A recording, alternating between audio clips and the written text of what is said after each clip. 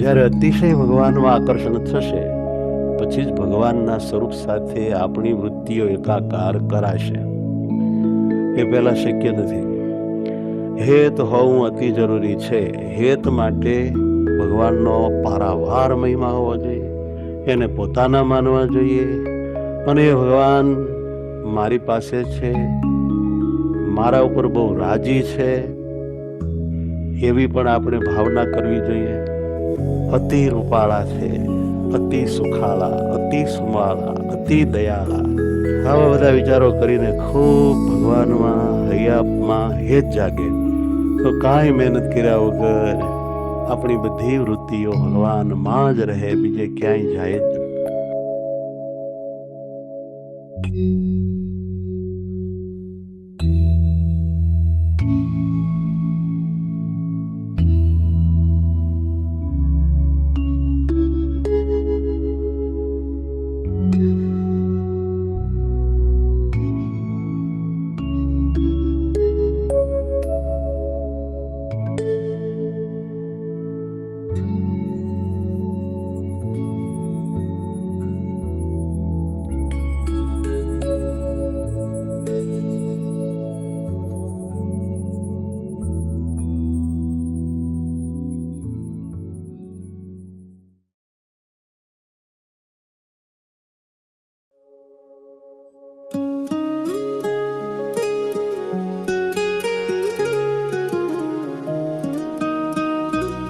જે મારે માટે ચંદન ઘસે છે તેના પર હું રાજી થાઉં છું. હો ભક્તો,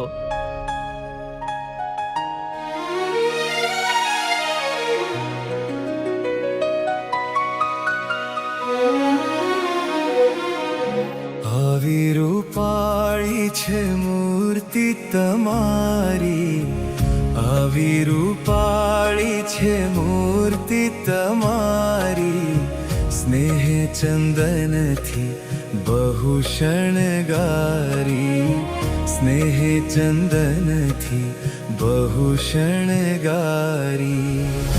આવી રૂપાળી છે મૂર્તિ તમારી.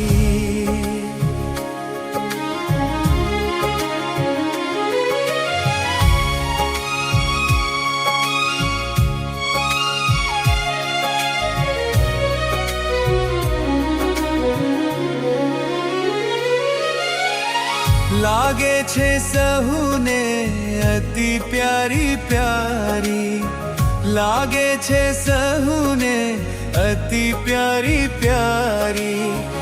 લાખો દર્શન કરે છે નર નારી, લાખો દર્શન કરે છે નર નારી.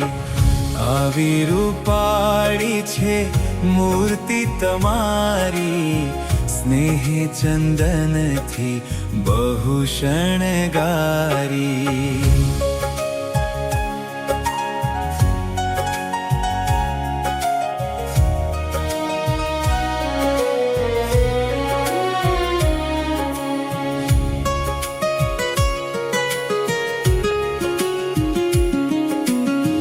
દર્શન કરે ના પાપ જાય બળી, દર્શન કરે ના પાપ જાય બળી. જાય તન મન ના સંતાપ ટળી, જાય તન મન ના સંતાપ ટળી. આવી રૂપાળી છે મૂર્તિ તમારી, સ્નેહ ચંદનથી બહુ શણગારી.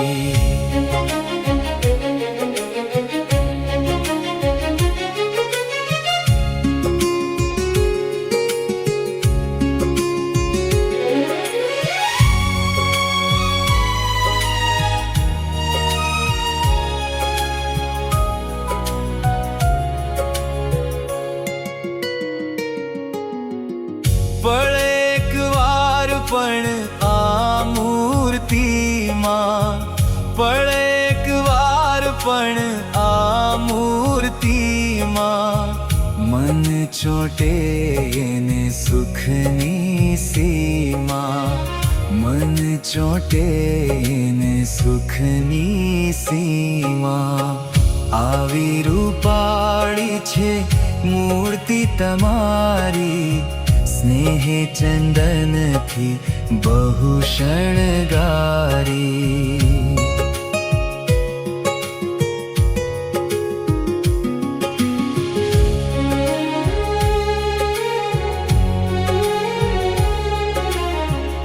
હે વાલા, તમારું સુખ એ જ અમારું સુખ.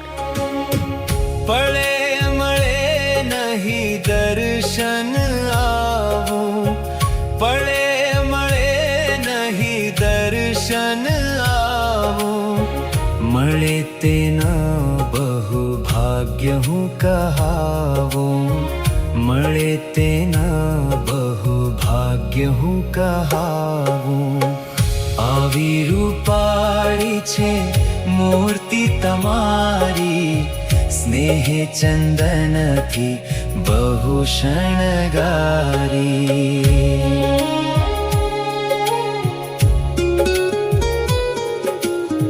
જ્ઞાન જીવન કહે ગુરુ કૃપા પામી જ્ઞાન જીવન કહે ગુરુ કૃપા પામી સેવા તમારી પામી છું સ્વામી સેવા તમારી પામી છું સ્વામી આવી રૂપાળી છે મૂર્તિ તમારી સ્નેહ ચંદનથી બહુ શણગારી સ્નેહ ચંદનથી